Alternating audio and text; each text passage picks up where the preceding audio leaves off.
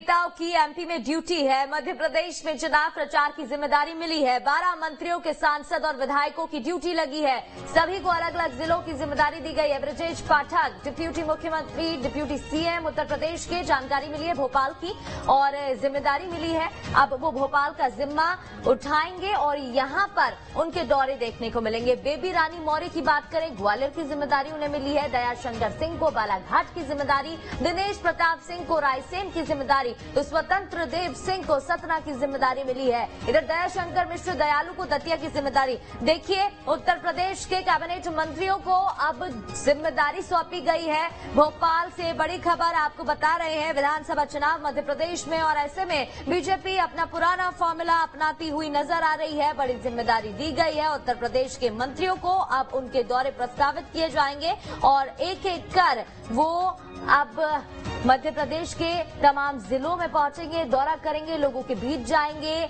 यहां तक कि कार्यकर्ता और नेता से भी मिलेंगे, फीडबैक लेंगे, कहां तक कामकाज पहुंचा है और किस तरीके से चुनाव के लिए प्रचार प्रसार चल रहा है। चलिए इस पर ज्यादा जानकारी लेते हैं। हमारे साथ हमारी संवाददाता नीलम गुरवी जुड़ गई हैं। नीलम, देखिए, बीजेपी अपना पुराना फॉर्मूला अपनाती हुई नजर आ रही है। उत्तर प्रदेश के दिग्गज अब मध्य प्रदेश की धरती पर चुनाव के लिए ताकत झोंकते नजर आएंगे।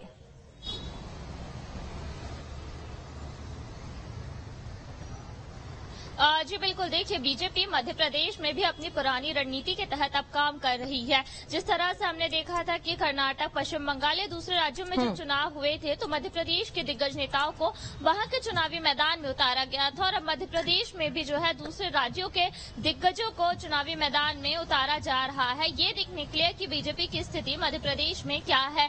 यहाँ पर यूपी के बड़े जो नेता है, सांसद और विधायक, और जो कि कैबिनेट में मंत्री भी है, उन्हें बड़ी जिम्मेदारियां दी गई है, खास तौर पर उन जिलों में जहां पर बीजेपी की कुछ विधानसभाओं में स्थितियां कमजोर नजर आ रही है। ग्वालियर, भोपाल, सतना, रीवा, दमोह, इन तमाम विदिशा, इन तमाम जिलों में जो है अलग अलग विधायकों की, मंत्रियों की जो है ड्यूटी लगाई जा रही है, खास तौर पर ये देखने के लिए कि और क्या, किस मजबूती के साथ बीजेपी चुनावी रण में जो है उतर सकती है। क्योंकि देखिए, अब बहुत ही कम समय बचा है मध्य प्रदेश विधानसभा चुनाव में। नवंबर में चुनाव होना संभावित है, यानी कि अगर हम देखें तो अब लगभग सिर्फ 1 महीने का ही समय बचा है। ऐसे में बीजेपी किसी तरह की कोई कोर कसर नहीं छोड़ना चाहती।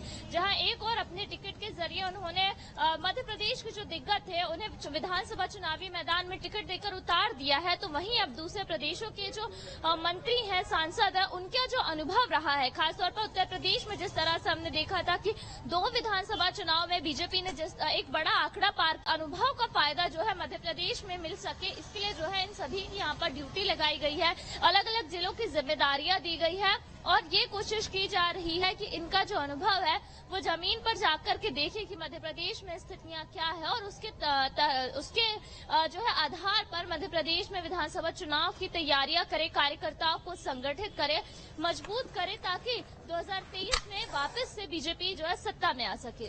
बिल्कुल। इसके अलावा जरा ये भी जानकारी नीलम दीजिएगा, क्या और राज्यों के नेताओं को भी हम एमपी में देख सकते हैं, उनके भी दौरे रह सकते हैं? और क्योंकि योगी आदित्यनाथ का नाम भी लगातार सामने आ रहा है कि उत्तर प्रदेश के मुख्यमंत्री भी मध्य प्रदेश में कमान संभालते हुए नजर आ सकते हैं, क्योंकि अगर योगी आदित्यनाथ की बात करें तो उनकी अपनी फैन फॉलोइंग है, लोग उनको पसंद करते हैं, और बाबा का जो वहां पर लोग उनको जिस चीज के लिए जानते हैं, क्या एमपी में भी उसको अब अपनाते हुए नजर आ सकते हैं?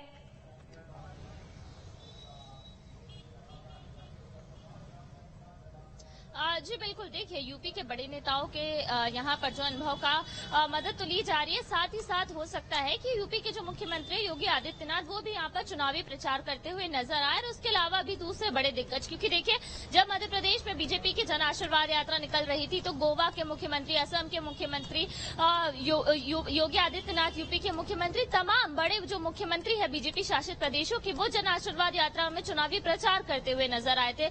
तो यही कयास लगाए जा रहे हैं कि जब पूरा माहौल चुनावी तैयार हो जाएगा, आचार संहिता लगने के बाद जब प्रत्याशियों के पक्ष में वोट मांगने के लिए बड़े दिग्गज उतरेंगे मैदान में, तो दूसरे राज्यों के भी बड़े दिग्गजों को एक बार फिर से चुनावी प्रचार के लिए लगाया जा सकता है, ताकि उनका जो एक ऑरा है, उनकी जो एक चमक या फैन फॉलोइंग है, उसका फायदा मध्य प्रदेश में भी जो है मिल सके। जी बिल्कुल, बहुत बहुत शुक्रिया नीलम तमाम जानकारी के लिए। इधर